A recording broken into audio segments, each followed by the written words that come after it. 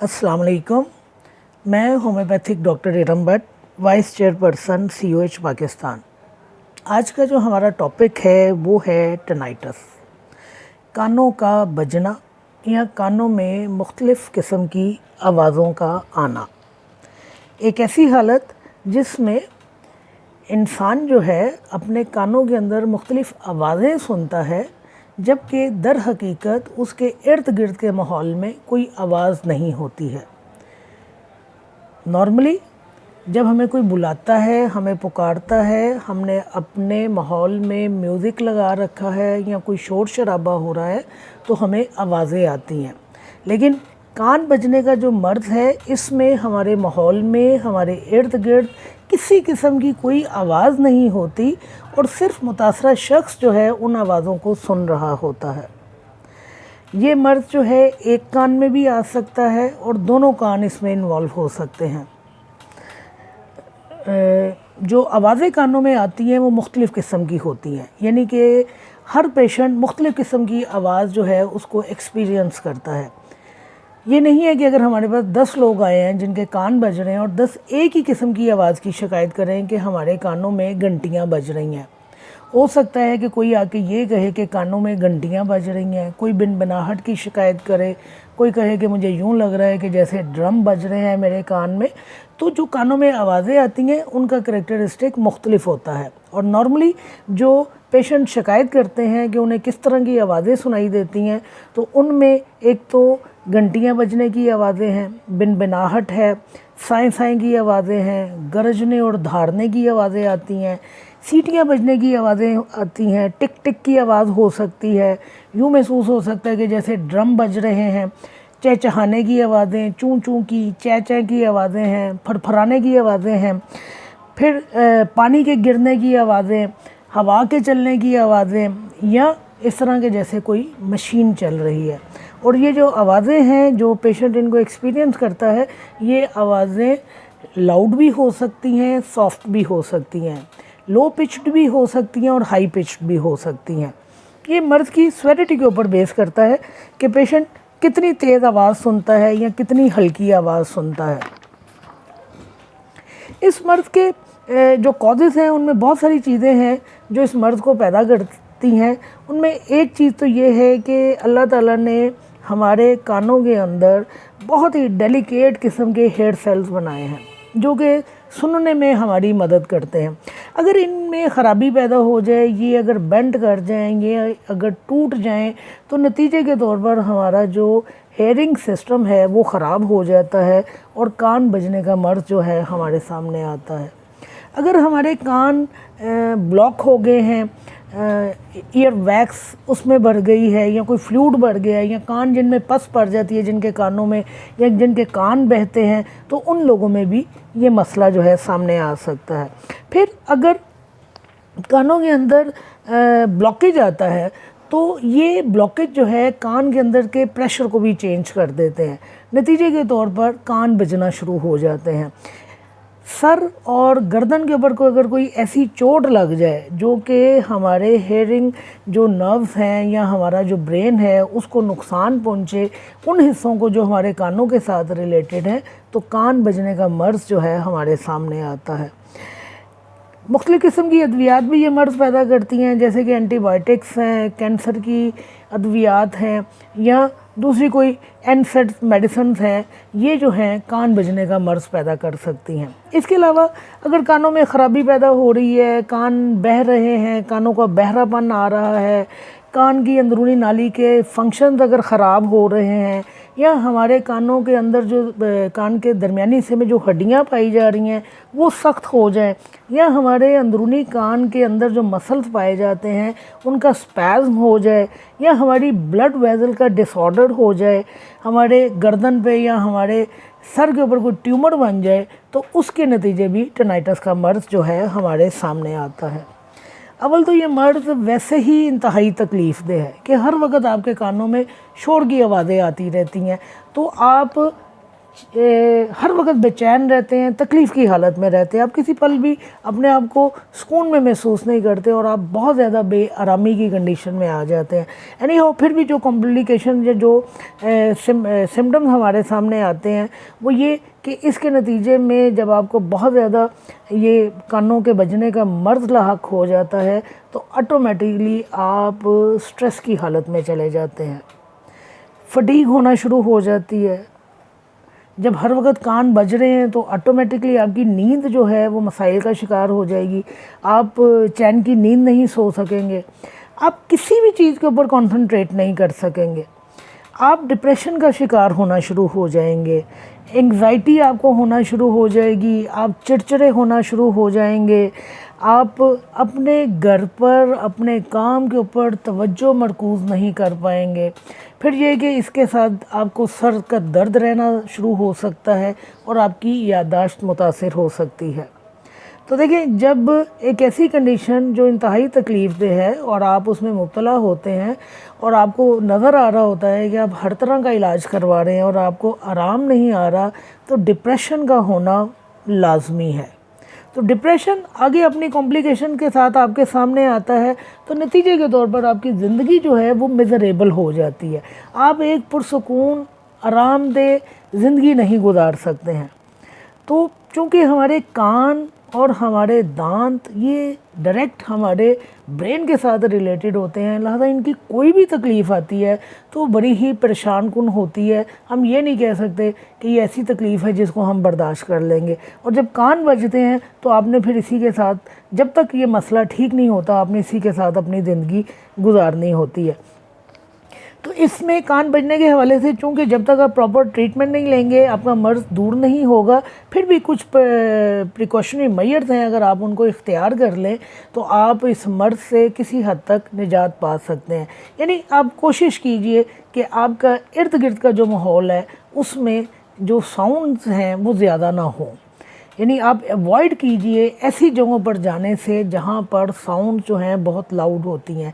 जैसे कि अगर आप किसी फंक्शन में गए हैं और वहाँ पे डीजे को बुलाया गया हुआ है तो ज़ाहिर बड़े बड़े स्पीकर लगे होंगे, एक तो आपके अपने कान में आवाज़ें आ रही हैं और दूसरे ये कि आप बाहर से भी बहुत ज़्यादा आवाज़ें ले रहे हैं, तो लिहाजा आप एक तकलीफ़देह हालत में आ जाएंगे।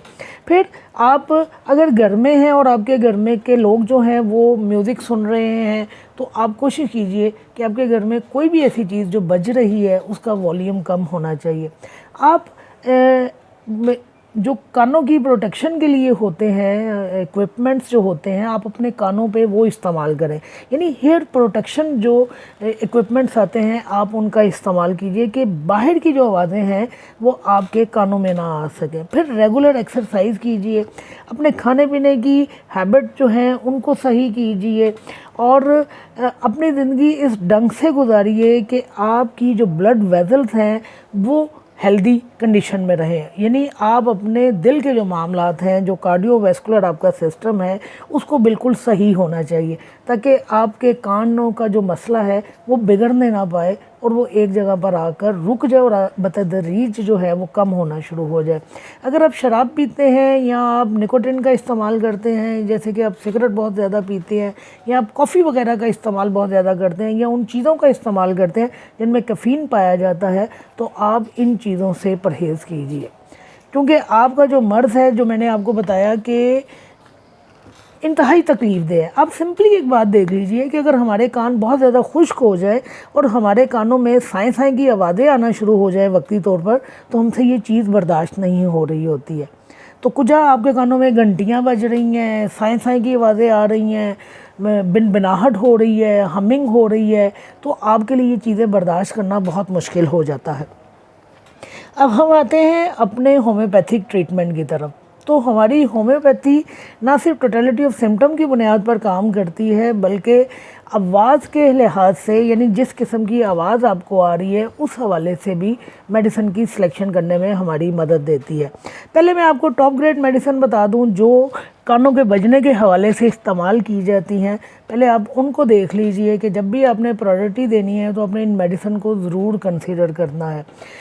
ये लेक्चर जो मैंने किया है ये मैंने अपने एक सुनने वाले के लिए ही किया है, उन्हीं की मिसेस को टिनाइटस का मसला है बल्कि उनको, और मैंने उनको जो मेडिसिन बताई हैं वो भी मैं आपको ज़िक्र कर देती हूँ।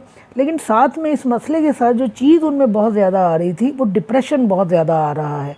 और देखिए अभी मैंने आपको इसकी कॉम्प्लिकेशन में बताया कि डिप्रेशन जो है, आपका मर्ज़ जो है आपके डिप्रेशन को पीक के ऊपर कर देता है, सवेडिटी के ऊपर आपके डिप्रेशन को लेके चला जाता है। तो पहले नंबर के ऊपर जो हमारी मेडिसन होम्योपैथी की इस्तेमाल होती है, जो टॉप ग्रेड मेडिसन है कान बजने के हवाले से, वो काली म्योर है। काली म्योर में जो कान में आवाज़ें सुनाई देती हैं वो ऐसे होती हैं जैसे कि पॉपिंग होता है। पॉपिंग कहते हैं बक की आवाज़ आना, जैसे आप सोडा की बोतल खोलते हैं ना तो एक बक करके आवाज़ आती है ना, इस तरह की आवाज़ें जो हैं कानों में आती हैं। फिर कानों में चिड़चिड़ाहट की आवाज़ें आती हैं। आप जब दरवाज़ा खोलते हैं तो आपने कभी देखा होगा कि दरवाजे की एक चिड़चिड़ाहट होती है, या चटखने की जो आवाज़ें होती हैं, क्रैकलिंग इनको कहा जाता है, तो इस तरह की आवाज़ें आती हैं। और दूसरे नंबर के ऊपर याद रखिए कि काली म्योर कानों की तकलीफ़ के लिए बेहतरीन दवा है। अब उसमें चाहे कानों में ड्राइनेस पाई जा रही है, कानों में खुश्की पाई जा रही है, टिनाइटस का मर्ज़ पाया जा रहा है, कान दर्द कर रहे हैं, तो पहले नंबर के ऊपर जिस दवा को हम रखते हैं वो काली म्योर है। दूसरी जो दवा इस मर्ज़ के लिए इस्तेमाल, ये दवा जो है उस टिनाइटस में इस्तेमाल होती है जिसमें साथ में चक्कर पाए जाते हैं, और जो आवाज़ें सुनाई देती हैं वो लो टोन में होती हैं और मुस्तकिल होती हैं, यानी उनसे आपको छुटकारा नहीं मिलता, मुसलसल आपके कानों में जो है वो आवाज़ें आती हैं। और ख़ास बात जो मैंने आपको बताया कि कान में शोर की आवाज़ें भी आती हैं और चक्कर भी आते हैं, और साथ साथ आपका जो हेयरिंग लॉस है वो बढ़ता रहता है, यानी आप बहरेपन की तरफ जाना शुरू हो जाते हैं। फिर चिनोपोडियम हमारी मेडिसन है, ये भी उस टिनाइटस में इस्तेमाल होती है जिसमें चक्कर आते हैं, बहुत तेज़ आवाज़ें सुनाई देती हैं, और हाई पिच साउंड वो सुनता है पेशेंट आपका, लेकिन जो इंसानी आवाज़ें हैं, जो ह्यूमन साउंड है, वो उनको सुन नहीं सकता। और कानों में बजिंग की आवाज़ें आती हैं, रिंगिंग होती है, और रोडिंग की आवाज़ें आती हैं। बजिंग कहते हैं बिन बनाहट को, तो बिन बनाहट की कानों में आवाज़ें आती हैं, घंटियाँ बजने की सी आवाज़ें आती हैं, और गरजने की सी आवाज़ें आती हैं। फिर हमारी दवाई ग्रेफाइट इस्तेमाल होती है, और ग्रेफाइट उस टिनाइटस में इस्तेमाल होती है जिसमें कानों में साएँ साएँ या सूं सूं की आवाज़ें आती हैं, बिन बनाहट की सी आवाज़ें आती हैं, सीटियाँ बजती हैं, गरजने की सी आवाज़ें आती हैं। और ख़ास तौर पर इस मर्ज़ में उस वक़्त इजाफ़ा हो जाता है जब आप अपने सर को या अपने जबड़े को मूव करते हैं। एक और हमारी मेडिसन है चिनिनम सल्फ, ये कानों की बेहतरीन दवा है, और इस दवा में भी जो आवाज़ें पाई जाती हैं वो बजिंग और रोडिंग की पाई जाती हैं, यानी बिन बनाहट की आवाज़ें पाई जाती हैं और गरजने की सी आवाज़ें पाई जाती हैं। ये तो हैं वो टॉप ग्रेड मेडिसन जिनको हम टिनाइटस में इस्तेमाल करते हैं। अब मैं आपको कुछ वो मेडिसिन बता दूं जो आवाज़ों के हवाले से, यानी एक आवाज़ और एक मेडिसन। जैसे अगर कानों में घंटियाँ बजने की आवाज़ें आती हैं तो पेट्रोलियम को इस्तेमाल किया जाता है। बजिंग की आवाज़ें आती हैं, बिन बनाहट की आवाज़ें आती हैं तो फार्मिका रूफा को इस्तेमाल किया जाता है।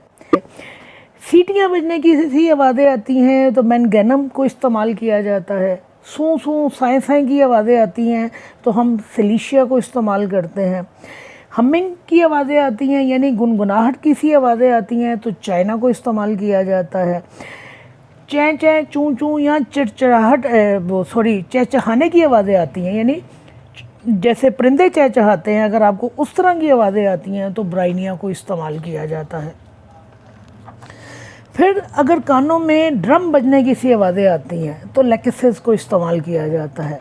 फरफराने के लिए एंटीमोनियम टार्टैरिकम को इस्तेमाल किया जाता है। अगर अपने ही अल्फाज कानों में सुनाई देते हैं, यानी उन्हीं की गूंज हमारे कानों में आती है, तो हम कास्टिकम को इस्तेमाल करते हैं। पानी गिरने की अगर आवाज़ आती है तो थेरिडीनियम को इस्तेमाल किया जाता है।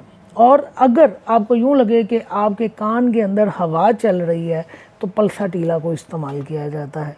यानी आप चाहें तो आप वो जो मैंने आपको मेन मेडिसिन बताई है, काली म्योर मैंने आपको बताई है, जो बेहतरीन दवा है इस हवाले से, चाहे तो आप वो 5 मेडिसिन जो हैं उनमें से सिलेक्शन कर लीजिए, या आप आवाज़ की बुनियाद पर इन दवाइयों का इस्तेमाल कर लीजिए। यहाँ चूँकि मैंने आपको कहा कि डिप्रेशन बहुत ज़्यादा इसके साथ होता है, तो जहाँ डिप्रेशन आएगा वहाँ मैं अपने लेक्चर में भी डिप्रेशन की मेडिसिन बता चुकी हूँ। तो कानों के हवाले से साथ में मैं आपको बता दूँ कि कालीफॉस जो है बेहतरीन दवा है जो आपको डिप्रेशन से निकालती है। एक इंतहाई तकलीफ़ दह मर्ज़ है, और ये मैंने बड़ा मुख्तसरन आपको बयान किया है। ये बहुत लंबा चौड़ा टॉपिक है और इसकी बेतहाशा दवाइयाँ हैं। मैंने भी आपको बहुत मुख्तसर मेडिसिन बताई हैं।